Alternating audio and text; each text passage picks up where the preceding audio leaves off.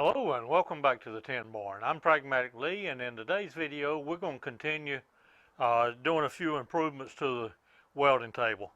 As you recall in the previous video, what we did was drill 72 holes in here and made some clamps to fit in those holes to hold material down.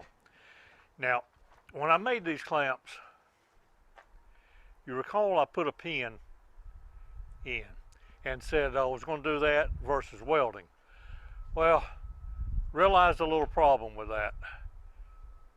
There was still some movement, even pushing this up tight with a flat surface to flat surface. There was still some movement in there. So I simply went back and put welds, find one that looks halfway decent. But I put some welds in these grooves, used a small 1/8" rod, got down in that was able to penetrate in there, and that seems to have fixed these clamps up to where they work real well. I also, since the last video, I'll tilt the camera down so that you can see it. I said something about the table being way too low. Well, I've got it blocked up now. As you know, this side of the tin barn is a dirt floor or gravel floor. So I raised it up about 8 inches with the blocks, working a whole lot better. And at the same time, I put this shelf under there. That shelf is working real good to welding helmet, electrodes, various storage underneath. One of my viewers on the previous video offered a suggestion, and I honestly believe that at the very time he was typing that up, I was out here doing what he was suggesting, because it dawned on me evidently pretty much the same time. But the pieces we made to go on the bottom of the clamps would make ideal stops for the table. So I made some more. This was out of a little larger round stock material. Just simply a step down, put them in the kiln and heat blued them. But what they serve for, any of the holes on the table, they can be used as a stop to push work up against. A prime example of where that would come in is if you wanted to put a 90-degree, weld two pieces together at 90 degrees. This would be the template to hold it for clamping it down. So I appreciate that viewer's suggestion. We were thinking along the same lines in doing that. Now, all these little pieces, and some of my holes have still got burrs in them. I need to drive one of these down in each one of the holes, clear that burr up. But all these pieces like this that you make, clamps, they need somewhere for storage, somewhere to put them away so they don't fill up the table as is happening here. So what I'm going to do, and I'll do this off camera because you've seen me use the mag drill to drill all these other holes. I'm going to drill a series of holes about 1 inch off of this edge over here on this side. I'll be doing most of my work from this side. The welder is sitting back over here. But on this back side over here, I'm going to drill a series of holes every 2 inches. I got one of them in now. And they will be used simply as storage for these stops, any of those type things. I suspect that over time I'll be making more of these clamps and possibly even more of these stops. So I'll do that off camera. But then when the biggest part of this project in this video today is going to be some C-clamp storage. Everybody has the issue of where to hang C-clamps, and it'd be nice to have a way to store them where you didn't have to worry about if the pin was all the way in, all the way out. And as I said in the earlier video, a friend out in California, Chuck Bomarino, come up with, I think, an excellent idea for that. And while I'm talking about Chuck, I do want to mention that in just the last couple of weeks, Chuck and his wife and daughter lost their brother and son, Tim. Tim was a special needs child, uh, had been, I don't really know his age right off the bat. I think he was probably in his 20s, maybe 30 years old. But Tim had struggled all of his life and had been, over the last 2 to 3 months, spent just about all that time in the hospital. And I really want to dedicate this video to Tim and to his dad, Chuck, who came up with this excellent idea for storing C-clamps. What I've got is some simple pipe pieces, 1/2 inch pipe, that we're going to look at cutting and prepping, but they will be welded up underneath this table. And a little T-handle will just slide in there, very simple. And it makes no difference if the screw is run all the way out or all the way in, just simply hang them.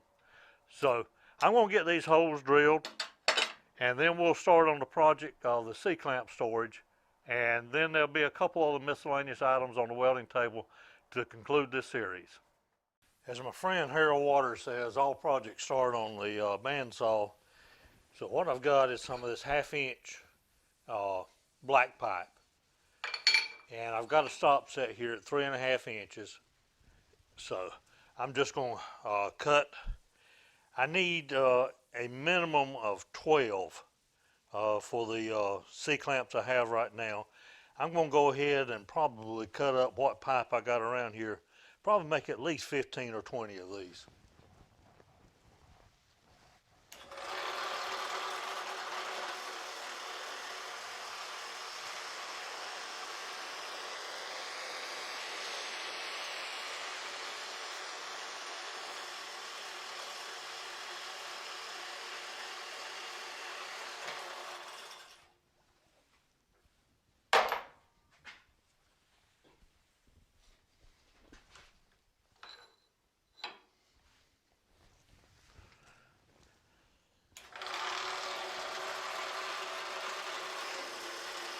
And again, I'm going to continue this process to get up 15 or 20 of them cut. Well, as I was sawing these pieces, I got to thinking about I might better measure the piece of angle I'm going to mount these to and see how much room I've got for these pieces, considering the spacing I need to give room for the clamps to hang in. And 15 is what I need, so or what I've got space for. So I stopped cutting at 15. I think what I'm going to do now is put this countersink in the lathe and just use that by hand to deburr the inside of each of these. Then what we'll do after I get those deburred is go over to the belt grinder and just clean up these outside edges. The saw left a little burr at the bottom of the cut as well. So let's get these.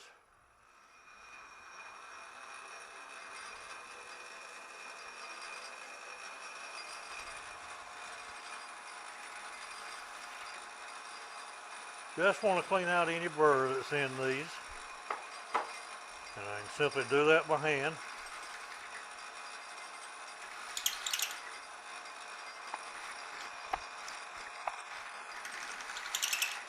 There's a little, I think there must be a little weld on the inside there too that I'm feeling.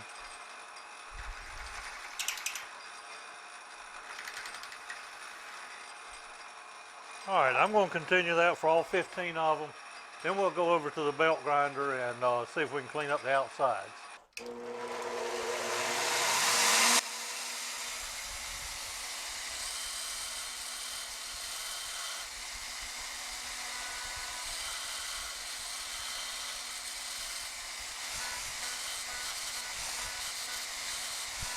Okay, it may be a little bit hard for you to visualize just how these pieces are going to be mounted, but I'll try to show you now, and I think it all makes sense a little later. There's going to be a piece of this 1-inch angle iron, 24 inches long. That's what will work under my table. It's going to be mounted up as such. And these will be welded to the bottom side down here with just a little bit of hangout, probably about a 1/4 inch hangout. But to get these at 90 degrees perpendicular and to get the spacing correctly, not only on this axis but also on this axis, I'm using this piece of tubing here, square tubing, that I literally, this was in my, I hate to call it a scrap bin because nothing's scrap as long as it's got a use later, but out of my material bin, got this piece out, and it is just right as far as lengthwise, along with the, if that were setting up the side of it and this bottom were kept flush, that's going to give me what I need sticking out. Now, to help keep them perpendicular, what I'm going to do is drill 3 holes in here and then bore them out to this size. So the only one that I'll have to manually weld, or not manual, I have to manually weld them all, but the only one that I will have to manually get oriented will be the first one. I'll put that in the center, square it off, clamp it to the best of my ability to get it on there. Then I'll use these 3 holes in there in this piece. I'll line one of them up and be on this back side, and then put the next tube in the hole next to that, one in the hole over here. Then I'll move this piece down 2, weld 1, down 2, weld 1 in both directions. So what we're going to do now, I'm going to drill a pilot hole through and then use this 13/16. That will get within about 30 thousandths of the diameter of this pipe. And this pipe came from, had to cut it out of like 3 or 4 different pieces, probably different runs, so it may not all be exactly the same, but I'll bore it out until I find the diameter where each one of them, a sample of each one will fit. So I've got a line on here. My mock-up I made on the welding table already for this setup to the height that this needs to be. I've already found that line on here, and I've got the side that was the top, got it marked. I've got my y-axis locked on the mill, and I've got z-axis set at 0 here, just somewhere about the center. And I've got this setting up on parallels because I do need to go through both sides of this, or 2 sides of this. All right, now determine over the length of this angle, 24 inches, to get 15 of them in there. I need to go 1.5 inches, or 1.5 inches is a good nominal value on each side of, or between each one.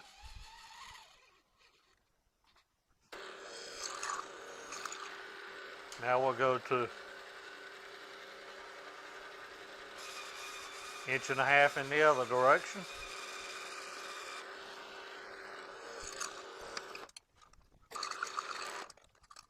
All right, now we'll put our 13/16 bit in and drill all 3 of the holes. All right, I think I'm going to slow it down some.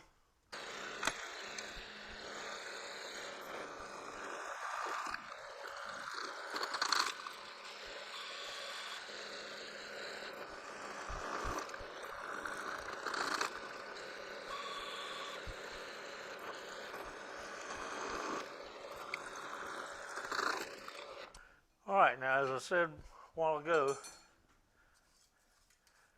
that's not quite big enough, but it's not going to take much at all.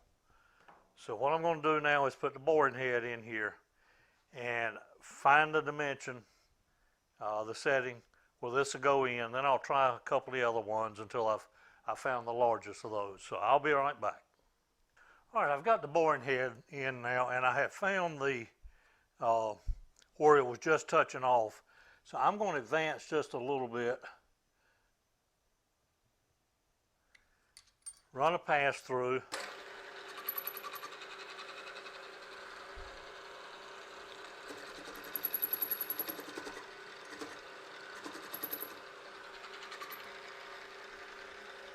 Then what I'll do is come over here to the side. Of course, I got my DRO set.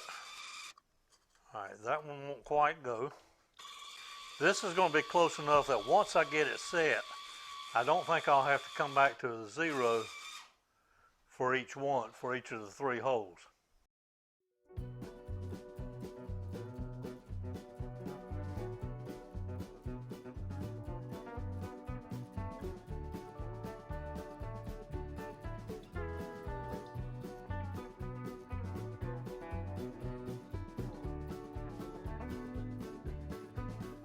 Oh, and if you think you're seeing a shower curtain behind the mill now, you are.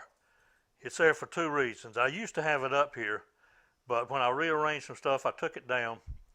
But I had several folks complain or comment that it was a little too busy behind the mill here and it was hard to focus on what was happening. Plus the fact my desk and computer is sitting right back over here, and when I'm using coolant and it's slinging it, it was making a little bit of a mess over there. All right, let's try again.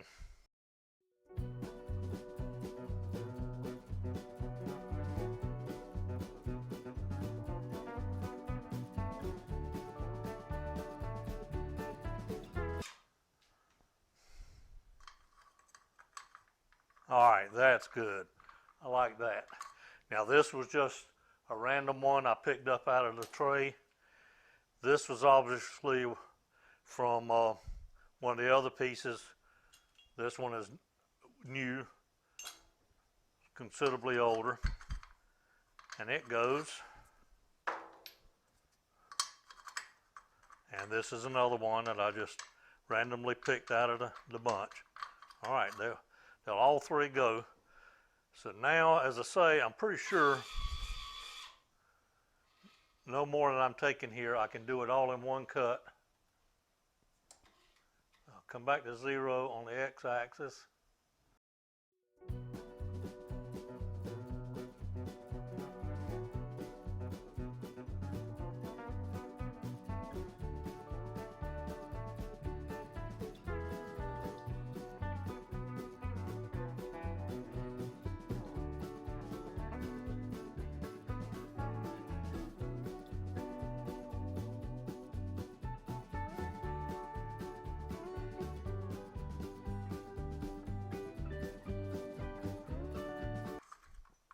All right, all 3 of the holes passed now.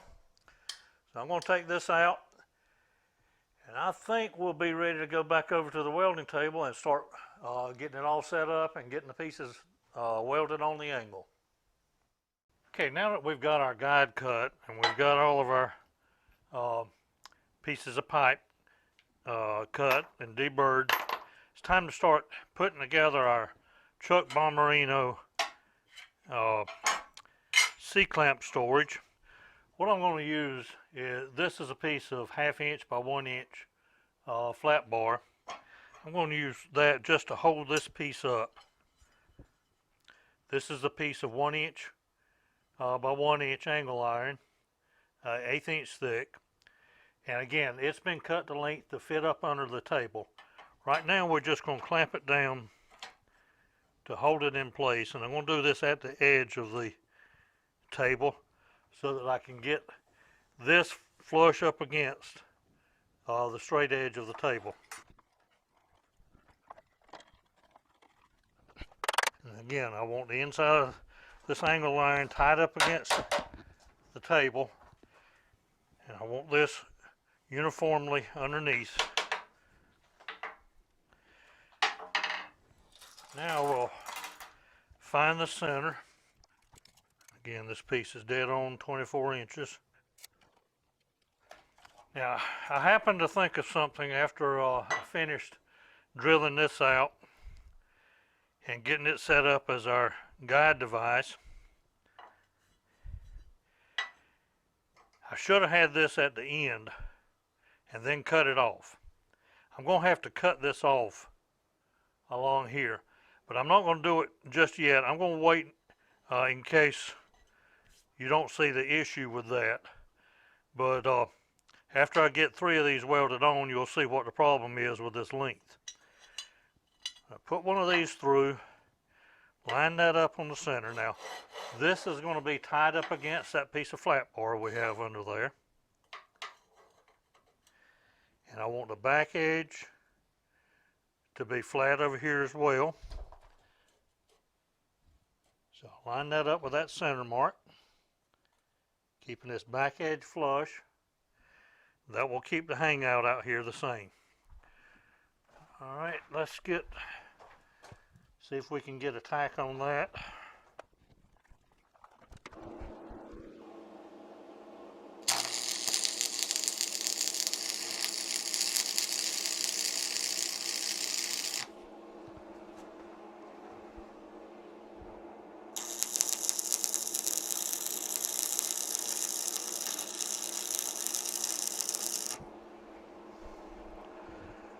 All right, now that we've got that first one in, I believe I need to turn on an exhaust fan too. I was working with the door to the tin barn open, but the wind has picked up right much, so I had to shut it. Now we'll come in with our second one, again keeping the back edge straight or flush.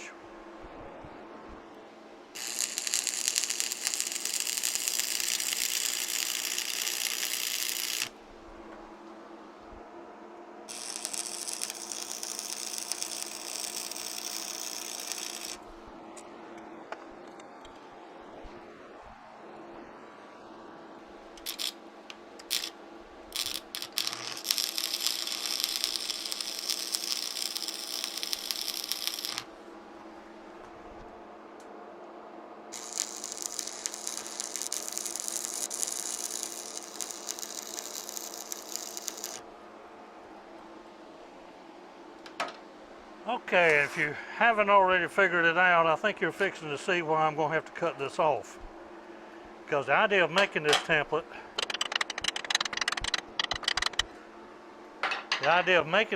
was to be able to pull this down now, slide it over one, and do 2 more. But of course it's too long, so I'm going to run this over, or it needs to be cut off right there. So I'm going to carry this over to the saw, cut that, and then I'll be right back and we'll continue this process. All right, now that this little guide is cut off, it will slide onto the next one. And what this guide does, obviously, is not only does it keep my spacing correct, but it keeps the pipes perpendicular to the angle iron. So we'll slide another one in. Apologize if the sound on this segment is not that well, but I've got the exhaust fan going in the background back here, the welder's going, and just a lot of ambient noise.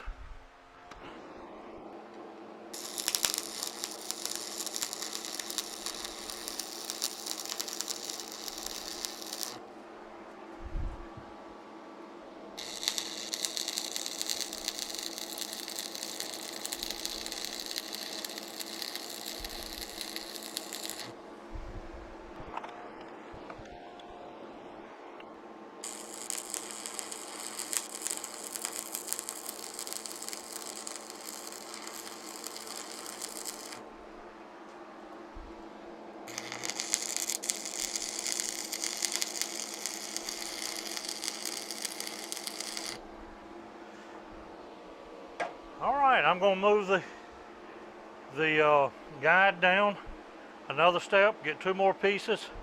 I'll bring you back when we get started on the other end. All right, all 15 of the holders are welded onto the angle now, and I've got some warpage. It has bowed out here in the middle. I guess I might should have clamped that in the middle as well. But I think once everything cools off, I'll look it over and look at the place where it's going to be mounted under the table and see if I need to straighten that back out. I think it's going to be all right like it is, but I'll let all this cool off, get the camera reset, and then we'll come around and actually install this under the bottom of the table. All right, I think we're ready to install our C-clamp holder now. I was able to get most of the warp out of it by clamping it down with some bolsters under each end to kind of put a little extra pressure on the center. So I got most of that out. And again, I apologize if the audio is not that good in this segment. I'm having to shut the doors to the tin barn again just simply because of the wind. So I've got the exhaust fan running, the welder is running as well. I've got some blocks just clamped in place right here to kind of hold this in until I can get a tack in.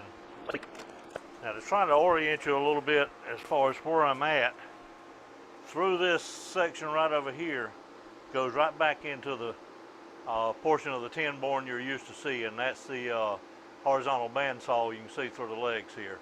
And this is the back side of the, or what I'm calling the back side of the welding table.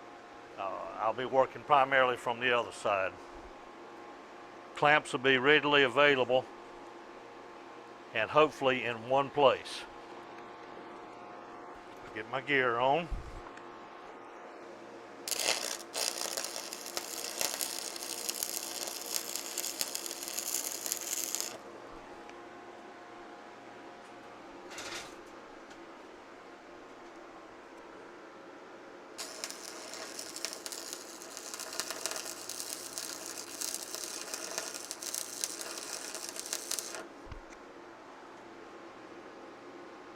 All right, now I'm going to try a clamp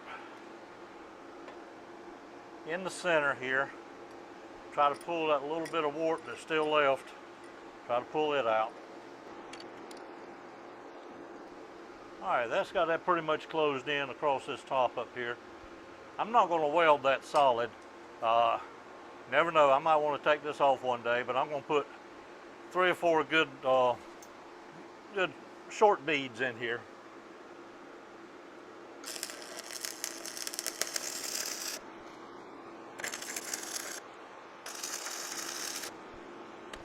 I think maybe that'll hold everything in place.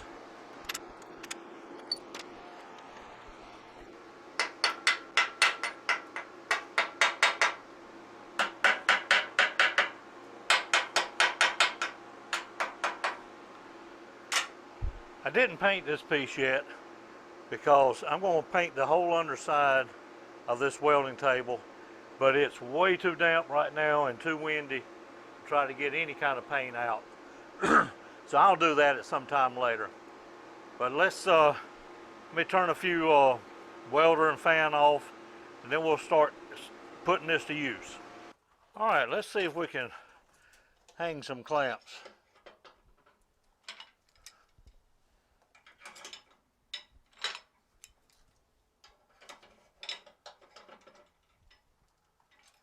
And again, it makes no difference how far the screw is run down. Put them up as you finish using them.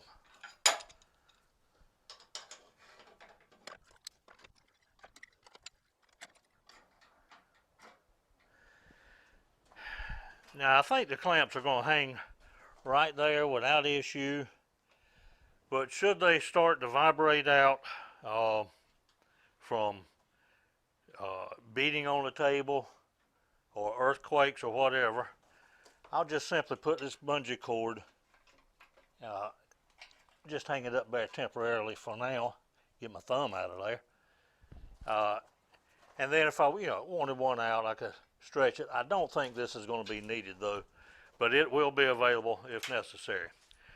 All right, I'm going to get things cleaned up, get the camera around on the other side of the welding table, and we're going to do a quick recap. All right, I've got the camera back around on what I'm calling the front side of the welding table. Other than the shelf that I put in off camera and showed a little early on here, which on keeping my helmet on, my little cap, gloves, couple tubes of electrodes. But in addition to that, I've put a few holders on here as well. You know, sometimes stuff needs some persuasion with a tool. So this is my BFH, of course, chip and hammer. Over here, you know, other things don't quite take as much persuasion. So there's a just a rubber mallet, a chip brush, and of course a wire brush. On the back edge of the table, of course, down here is where we just put the C-clamp holders. But I've got the my stops. Got this row of a few of the holes drilled in over here for the work stops and the clamps. Got some extra holes for more work stops and more clamps. I think we're ready to wrap this video up now. I hope you've enjoyed this little two-part series on improvements to the welding table. I used to do a lot of welding back, I don't know, 25, 30 years ago. Daddy was still doing some stuff on the farm, and I'd do some welding for him, built some trailers, various things like that. But over the last 20, 25 years, I just kind of lost touch with it, didn't have a lot of need for welding, and kind of forgot most of what I knew about welding. But I'm trying to get reacquainted now, and being an older man, I needed a workbench up higher, and being a bit more OCD than I used to be, I wanted more storage and more organization to the table. But as you see, sitting on the table, I've got a box here. It's not even been opened. I've literally had this package in my possession for 6 days now. Tomorrow will be a week that it was delivered. You can see Forney, not Fort, Forney, F-O-R-N-E-Y, Easy Weld 140 FCI. Probably in the next video, I'm going to unbox this and get accustomed to it and show this. If you're not familiar with it, the FC stands for flux cord wire. I've never done any wire welding. The only thing I've ever done is any stick welding. Not done MIG, TIG, or flux cord. But I made the decision. I wasn't really interested in trying to deal with gas bottles. And while I've got the welding table inside, I try to do most of my welding with the doors open, and gas welding just doesn't work that well with wind blowing. But in any case, stick around. We'll open this package up probably in next week's video, if not next week, the one after. And then I got another project in the works for the first tool. Well, actually, this is the first new tool I bought in 2020. So stay tuned next week, and we'll get it open. Take care, and I'll see you next week.